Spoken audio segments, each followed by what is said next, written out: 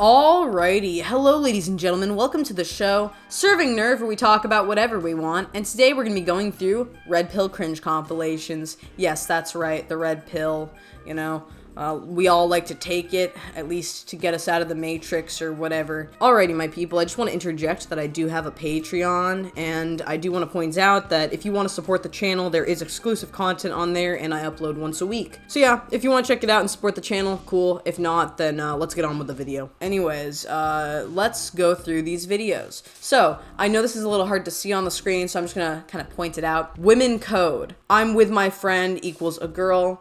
I'm with a friend equals a guy. I'll let you know equals no. I'm just not ready for a relationship right now, but I like you equals I don't want a one with you, but I like the attention. That was terribly written. They say basically, I don't want one with you, but I like the attention. And then the quotes over here are, I'm out with friends.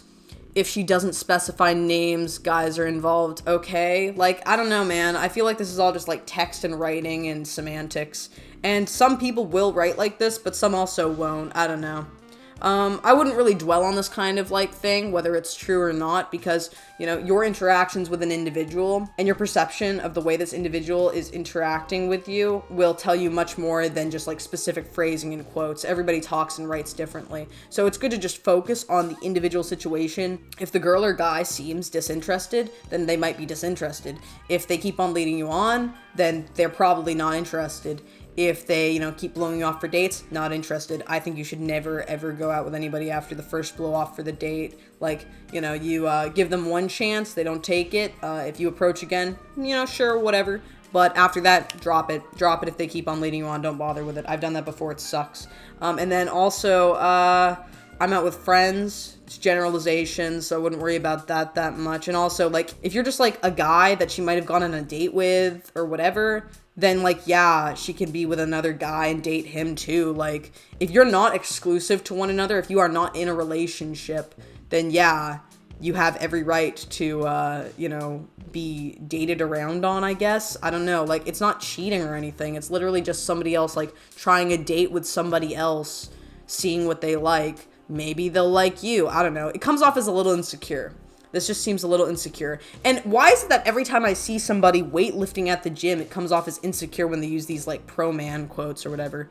This is not woman code. This is called, I can't take a hint if this is actually what's written before me. Like, it's just ridiculous. I don't know, man. I don't really believe in this, though. I think that everybody writes and operates differently, so I just think it's a bad idea to be, like, generalizing on the basis of people's writings. It's not going to be a good idea for you.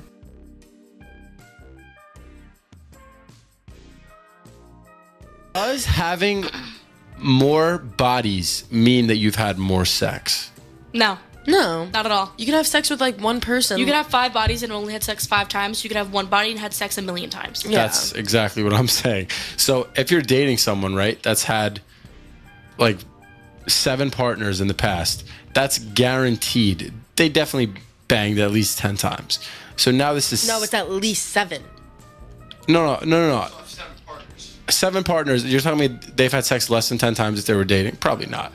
Oh. So we'll set that number. Okay, I understand what this person was saying, because it's like, oh, if you've been with 7 people, like, or had 7 partners, then the minimum amount of times you could have banged is 1 time with each person. Could actually be less, because it doesn't mean that you have to have sex with somebody to be, like, their girlfriend or boyfriend or whatever. Like, with a good example is, I never actually banged my first boyfriend. We never had sex. But, I get the idea. But also, yeah, you can have, like, 1 boyfriend and then bang them, like, 50 times. Like, I don't know. I think that's the point of what's being made here. What is the point of this again? We're on the low end. They got pounded 70 times, and then you're going to marry her.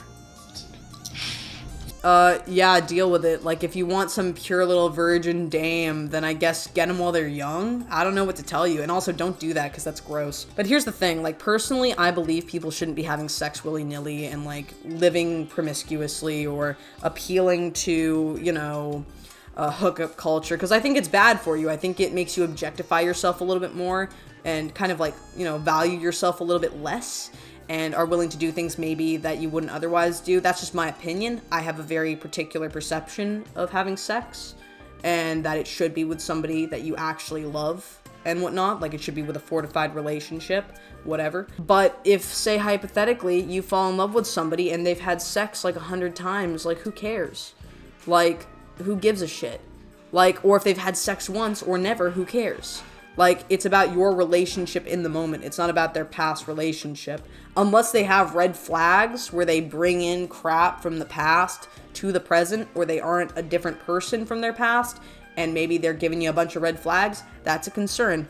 But the amount of sex one has had does not perpetuate their current behavior in the present time. And if that's what's going to impair you from marrying them, then you're going to have a really, really hard time finding somebody to marry, I think. So that's rough stuff for you, man. I don't know what to say.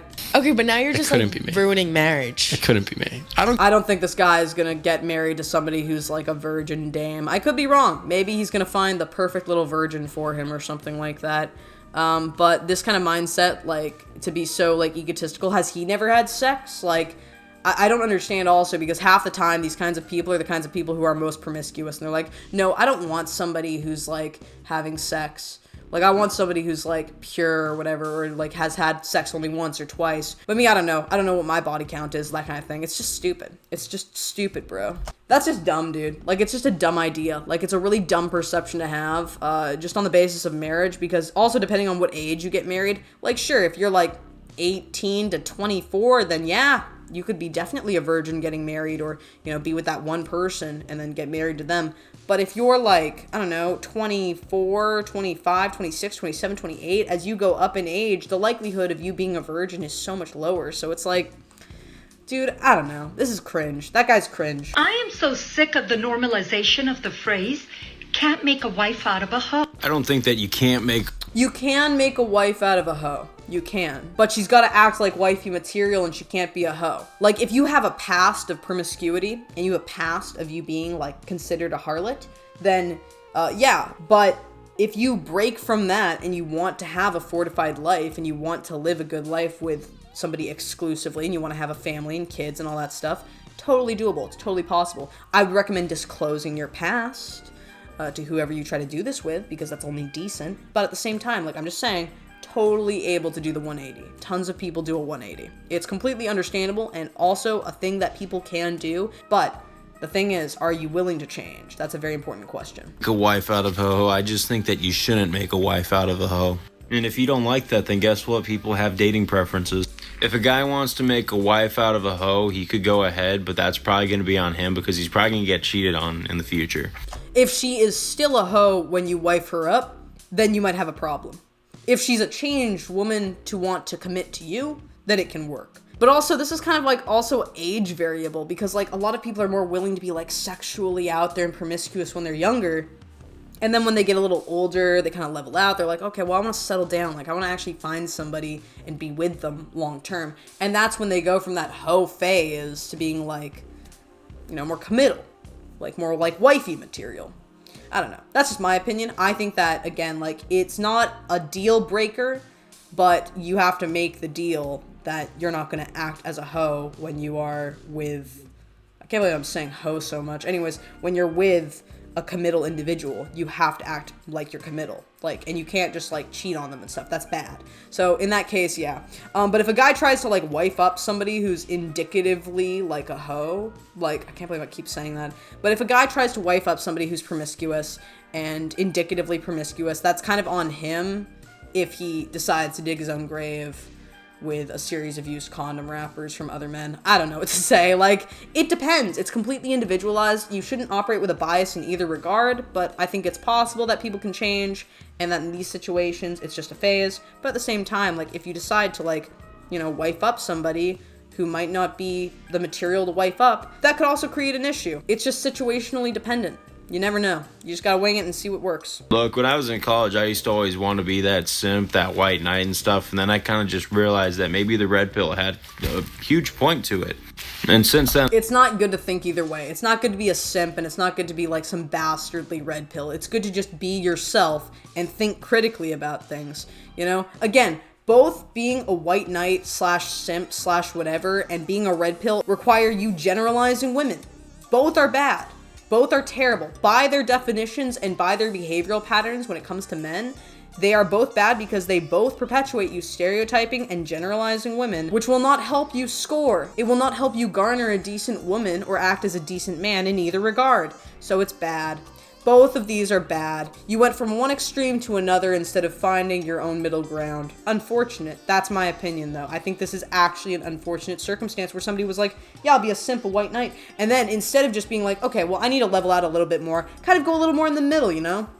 Not be a simp, not think that women should rule or something like that. But instead of leveling out a little bit, you went to the other extreme and you decide, no, I'm a red pill now.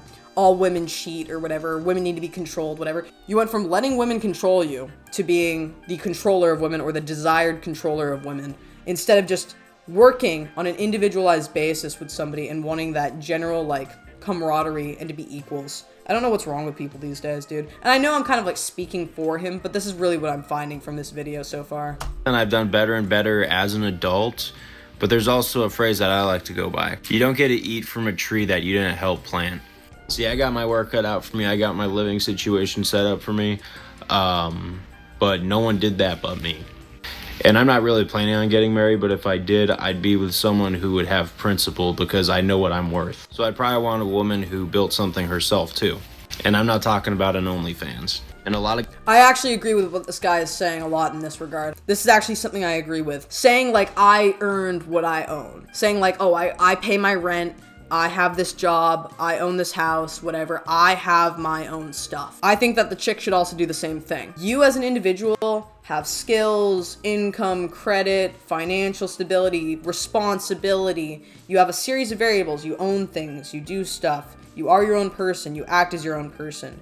You need to find somebody who can match that. In my opinion, I think everybody should work on themselves. I don't think you should just be like, oh yeah, I have all these things and then I'm gonna get like some girl who's gonna mooch off of me. Or, you know, it's the same thing with like getting a guy. Like, oh yeah, I'm gonna get a guy that's gonna mooch off of me. You want to find somebody who can be your equal. And sure, there are going to be little deficits that you're going to have here and there, but you want to be able to match them. So in my opinion, I think it's good to find somebody, say you're a really hard worker, find somebody else who's hardworking. You know, you'll match each other's energies. Things like that. I think it's completely decent, and I actually agree with what this guy is saying in that regard. The guys feel the same way, so maybe it's not them, it's you. When women say they want a man who's 6 feet and earns 6 figures, yeah, it's just not realistic a lot of the time. I mean, I've heard it's the 666 package, also 6 inches down below. At least. But you know, I just have to say, like, I think it's not realistic. I don't think you're going to find a lot of men in this regard. You can find a rich man. You can find a handsome man. You can find a man who's really great in bed or with a big schlong. But finding the package of all three, now that is the question. And also, when you look at what all these other people want, say hypothetically that's what all these other people want, and you think about it, do you actually care to want those things? Like, do you care if the guy's going to be like 5'9" instead of 6 foot? Are 3 inches gonna keep you from happiness? If that's the case, then that's unfortunate, you know? At the same time, like, what if he only makes $90,000 a year before taxes or something like that? Maybe he makes $70,000 a year, maybe he makes $50,000 a year, maybe he makes just enough to get by. Is that gonna impair you if you actually, like, really love this guy? And say he's a hard worker, but he just doesn't make enough money or whatever yet, or maybe he's in school and he's in a lot of debt or something like that? Is that gonna impair you from wanting to be with him? Maybe you meet somebody who's a genius, but they got a tiny dick, you know, like, whatever. Is that gonna keep you from wanting to be with them? Like, I feel like, again, like, people have weird expectations for other people. But that's just my opinion. I think that it's really bad to think this way. I think it's really bad to think on a materialistic and a physical basis. It's what's up here in your head that really matters as well. This is that stupid calculator that everybody uses and is like, oh my god, yeah, like, I want a guy who's within this age range and has this height and this much money and has this big of a dick size and all this stuff. And it's like, it's stupid. This calculator is stupid, but also people's expectations are terrible a lot of the time, so it's understandable.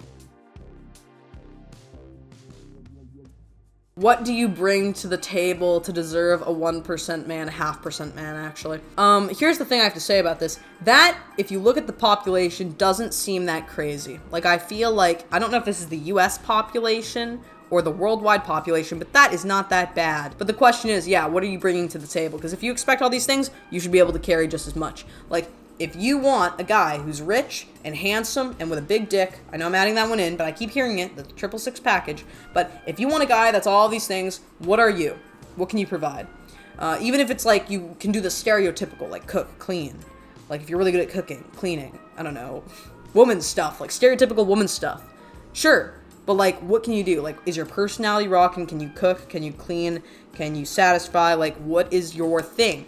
What are the things you can offer to balance out the things that he offers? Or can you also match him for the things he offers and you just want somebody who's your equal? Again, like if you make really good money and he makes really good money, bam, then you guys aren't going to be arguing all the time about maybe financial instability or wanting to take the other person's money because you both make money. Same thing with being hot. Like, you're both hot, so it's awesome because it's hot. Or like whatever. Like, I don't know, man. I just feel like people should really endeavor to match who they are, you know, trying to go for. Like, I always think like, yeah, if I want somebody, then I have to be like amazing for them. Like, I have to like do everything I can to meet their standards. In fact, I don't want to just meet their standards, I want to exceed their standards because I want to give them everything that I've got plus some, and I want room to grow so that I can, you know, do better consistently, and then it won't be as boring for them. That's another thing, is stagnation is not considered hot in many regards. That's not considered particularly enticing to people because you basically maxed out your limits, and a lot of people don't find that hot. Even if it's bit by bit or in small increments, you still want to be doing better, you know, as you progress through life. You want to do more with your life. It shows fulfillment. It shows that you can create things, you know, even if you live a content life, you can create things, you can build up, you're going to keep on building up. And at that point, like, it's great. So that's my opinion. I think you should always be able to match and exceed expectations when it comes to, especially, like, your partner. It's not even just to score them. It's to make them happy in life. Like, how are you going to do that? What can you bring to them that they can bring to you? Anyways, I don't know, man. I'm crazy. But anyways, that's the video. Tell me what you guys think in the comments below. Do you agree? Do you disagree? What's your perspective on all of this? And yeah, that was the video. So I hope y'all enjoyed, and I will see you all next time, my people. It has been lovely. Slater.